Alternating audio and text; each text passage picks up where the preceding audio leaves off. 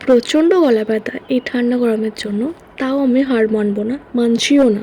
নিজেদের বিয়ে বাড়ি আর খুব করে সাজবো না তা কখনো হয়? ঠান্ডাই লাগুক আর যাই লাগুক মেকআপ তো করতেই হয়। তো তার সত্ত্বেও মেকআপটা যাতে অনেকক্ষণ স্টে করে তার জন্য মুখে আমি অনেকটা করে বরফ ঘষে নিয়েছি। তারপর আমি অফ ক্যামেরায় স্কিন প্রিপারেশন করে নিয়েছি। গায়ে হলুদে সেই রকম কিছু করিনি, তোমরা দেখেছো।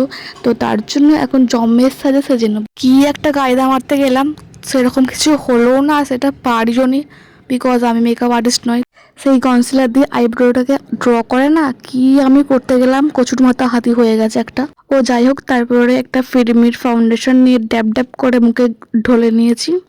দেওয়ার পর বিউটি ব্লেন্ডার করে থুপেও নিয়েছি। আর করলাম গাল দুটোকে লাল, একদম কাশ্মীরি আপেলের মতো। আর হালকা করে একটু কম্প্যাক্ট, বেশি লাগাইনি, যা গরম এমনিই সব গলে পড়ে যাবে। আইব্রোটাকে একটু এঁকেও নিলাম। এবার আই মেকআপের পালা, যেটা আমি খুব একটা ভালো পারিও না, তার সত্ত্বেও আমি আজ চেষ্টা করব। যেহেতু শাড়িটা পিঙ্ক কালারের ওপর ছিল, তো তার জন্য আই মেকআপটা আমি পিঙ্কই রেখেছিলাম। আর লাস্টে দিয়েছিলাম একটা পিঙ্ক কালারের গ্লিটার, যাতে একটু চোখটা চকচক করে। আর মোস্ট ফেভারিট পার্ট মানে মেকআপের, তো সেটা কি তোমরা জানোই আশা করছি। তো কাজলটা আমি মোটা করে পরে নিলাম, দেন একটু মাস্কারা, তারপর ঠোঁটটা একটু বেড়া দিয়ে দিলাম যাতে না অন্য কিছু ঢুকে না যায়। অ্যান্ড লাস্ট একটা পিঙ্ক লিপস্টিক, আর দেন পরলাম একটা কানের। দেখে জানিও যে কেমন লাগলো।